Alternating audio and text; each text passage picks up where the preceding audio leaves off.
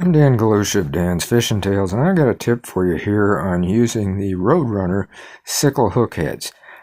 First off, why the sickle hook? You can notice the difference in the bend. Well, one is the penetration. The hook will set very, very well, and also by the bend, the fish is less likely to throw it. But what's my tip? Well, these are two different sizes. And you notice you got the 16th ounce size, which has got a 1/0 hook, and the 1/8 ounce size, which has the 2/0 hook. There's a difference in the shank length, so there's going to be a difference on this worm, and we're going to use an R4 worm. This is a Natural Forage Bait finesse worm, 4-inch, and you'll notice the flex in there. Well, it has a little bit less flex if you use this because it has a longer shank, but with that flex, now this will work.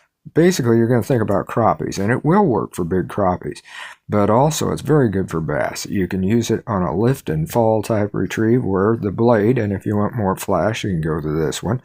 The blade will spin, but it'll also spin in a constant, well, like a troll if you want to troll it. But I use it for finger jigging, and you can see how I finger jig if you go to one of our other videos that we have on the Dan's Fishing Tale Shoot and Clink YouTube channel.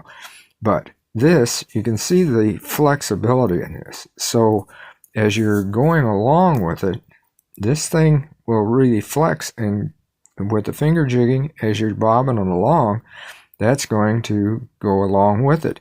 And again, with the lift and fall, the same thing. It's going to be flexible, and that gives a little bit more traction.